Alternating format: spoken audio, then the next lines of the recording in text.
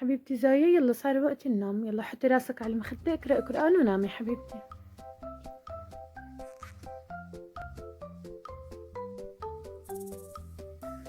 الله يحماك يا روحي.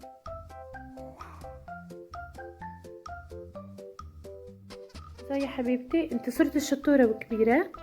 انا بدي اروح اجيب كم غرضة من السوبر ماركت، ما بتأخر، بتستنيني بالبيت اوكي؟ لا بدي اسمع. لا حبيبتي ما رح اتأخر. بدي اسمع. خليكي بالبيت مشان ما حد يجي عنا على البيت. بدي تعرف معي. طب يلا بس بقاك روحي جيبي البوت لبين ما انزل، وبتسكري الباب وراكي اوكي؟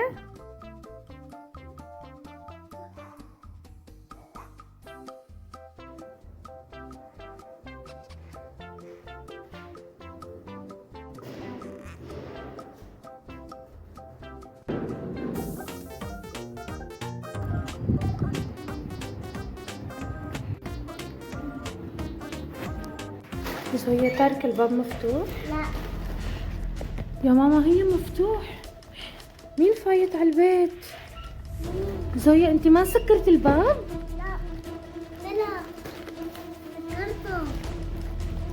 يا ماما مين عامل هيك بالبيت؟ شكله حدا فايت على البيت.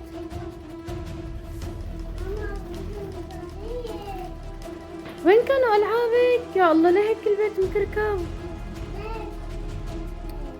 شكله حد داخل على البيت. يا زويا ليه ما سكرتيه؟ لازم تسكريه بالمفتاح، انا قلتلك سكريه منيح.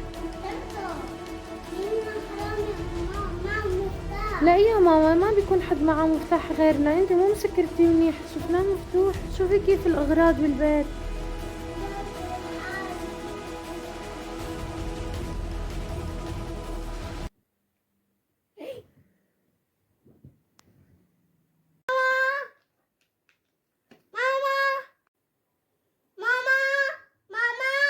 يلا حبيبتي هيني جاي.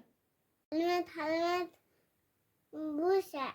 شو حلمتي يا حبيبتي؟ شو حلمتي؟ ان حرامي اخذ العالي مصاري. لا حبيبتي هذا حلم، وان شاء الله انه ما بتكرر، ما تخافي، انا موجودة بالبيت وما في حدا اجا، وكل العابك واغراضك موجودين. طول ما انت بتقرأي القرآن قبل ما تنامي ان شاء الله ما بصير عليكي اشي حبيبتي. العابي مستقبل هون. هاي مصاري.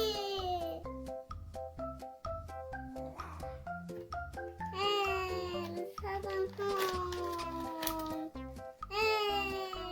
هون كل أقرأ القرآن وبشان حرامي ما باخدكم أحراركم انتو.